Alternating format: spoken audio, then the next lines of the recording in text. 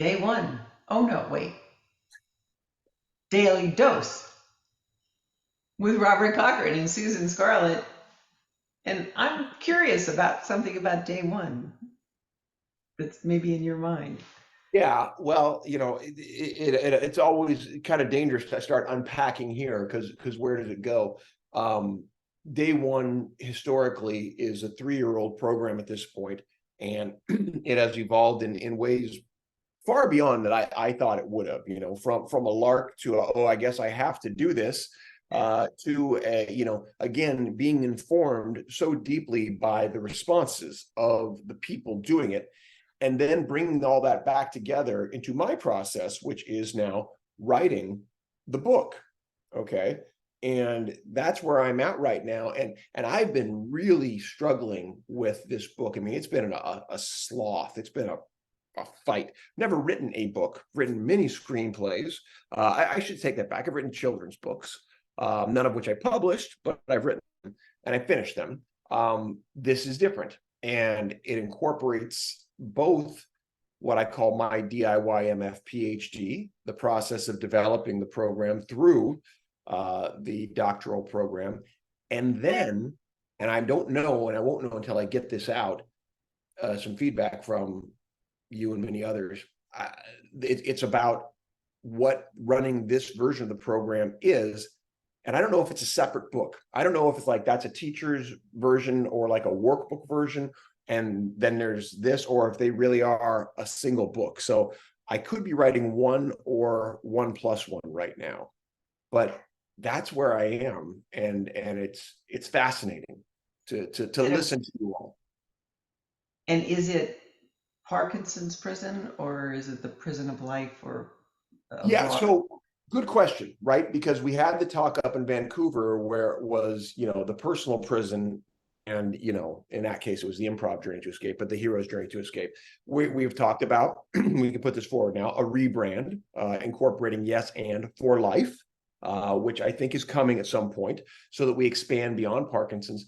But I think at this point, this book is, I think it is the Parkinson's prison and the hero's journey to escape. I don't think it's day one. I think that's not part of the title. Day one has been part of what we've done behind the scenes.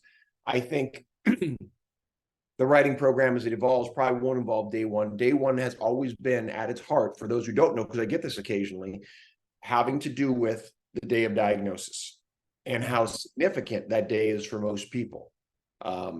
That fits in the stories, the hundreds, if not thousands, I've heard in interviews and stories I've done, just talking to people about what that day felt like, a kind of forced rebirth into the world of Parkinson's. And the similarities in those stories is one of the reasons I did found this program. It's like the day John Kennedy was shot. Yeah. We all remember the sound, the color, the texture of the air at that moment because it just stopped. So what we're talking about is shared trauma. Hmm. And I think there's great opportunity in shared trauma for healing when it's recognized, when the patterns are recognized collectively. The real danger in trauma is isolation, right? Feeling you're the only one. And drilling down into the trauma. That's what's so uplifting about the work that we do when we write it is we get out of that hole Yeah. by leaning into the experience we had. But it's not a gripe session or a complaint session solely. No. Yeah. You get to get it out how you need to get it out. And it leans toward something, a really important part that you mentioned, the last thing that I mentioned, as part of the program about mythologizing yourself. Okay. And that's where myth is so important in this. And myth is unfortunately equated with the word lie. This is not the frame in which we're using it. We're using myth in the classic sense of trying to understand the unknown metaphorically. That you literally can become, as our good friend Perry did, an alpha wolf, and he wrote about himself as an alpha wolf. You can become, as Shabir did, a trout. You can become a princess warrior as our friend Kelly did. You know, you can have the Parkinson's Viper. manifestation become viperfish. Yes. And by doing that and freeing yourself, you're now expressing the emotion of what this thing is, getting to a greater truth and allowing yourself greater agency over the thing to go, okay, here's what's true. Here's maybe what isn't. Here's, you know, where the pain lies, and here's what I'm going to do about it. So that's the power of mythologizing yourself.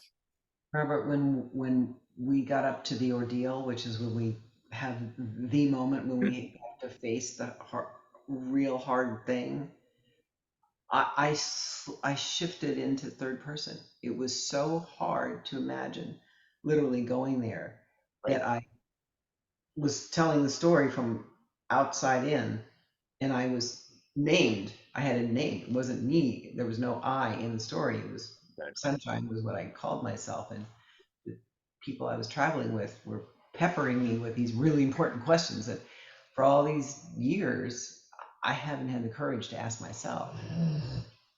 And then I came That back wasn't out. you, but that sound wasn't you. That was your dog. That was my dog, yes. Thank you. Whoa, sorry. Well, we're at time anyway, but if we can get a final thought from you to say, how did it feel to mythologize yourself and what freedom did that allow you? Oh, complete freedom. It objectifies not exactly the right concept, but it took me out of it so that the questions could get asked. And I was the one putting the words on paper.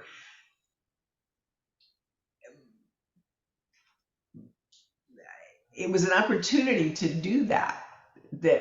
I was supported and free, and I had a goal. I really mattered to me to get all the way to the bottom of this thing. And I did. Yeah. Supported and free. And that's how we're going to leave day one and why you should sign up to play with us. All right.